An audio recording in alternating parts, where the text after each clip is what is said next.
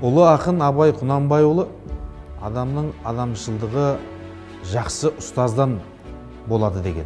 Мынау Қазақстанның оңтүстігінде орналасқан миллионды Шымкент қаласында номері 90-шы жалпы орта білім беретін мектептің ғимараты дәл осындай жағдайда бірден құрылған жоқ. Мен осы мектепке жұмысқа келгенде бұл мектеп ешқандай жасыл желегі жоқ, қуаң далада жаңадан салынған болатын. Мынау менің идеямен ашылған тарихи өлкетану мұражайында мына суретте көріп отырсыздар, елбасымыз Нұрсұлтан Әбішұлы Назарбаевтың Нұрлы көш бағдарламасы бойынша тұңғыш рет елімізде көршілес елдерден, алыс жақын шет елдерден қандастарымызға көшіп келуге мүмкіндік туып, Асар мөлтек ауданы құрылды. Құрметті отандастар, қадірменді ағайын, қазақ деген тарша шашылып дүние жүзіне кететін уақытысы болды, заманы болды.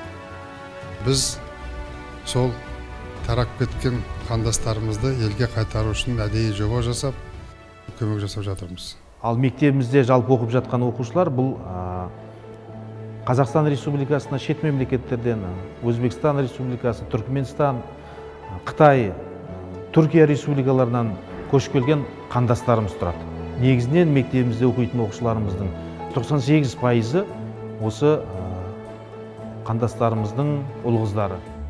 Бастапқы кезде әрине қиындықтар болды, себебі ол мемлекеттерде олар сол елдің тілдерінде оқып жатты, әліппесінде оқып жатты. Қанша дегенмен бұл өзінің үлкен бір ерекшелігі болды бәрібір. Міне осы қандастарымыздың балаларына сапалы білім беру мақсатында мен ұстаздық қызметімді оларға қолайлы жағдай туғызудан бастадым. Мұғалімдік мен үшін жай қызмет емес, ол менің жүрек қалауым. Енді тарих пәнінің мұғалімі болу, тарихты білу арқылы болашағым жарқын ете алады деп ойлаймын. Оқушы ол шамшырақ секілді. Оны жаға білу керек ұстаз. Оқи алмайтын оқушы болмайды, оқыта алмайтын мұғалім болады. Мектептегі кез келген салада менің қолтаңбам барына көз жеткізе аласыздар. Мен өз пәнімді өнермен тығыз байланыстырып отырамын. Өз қаржыма материалдар алып беріп, идеямды суретші Таубай Бегімқұловпен бірге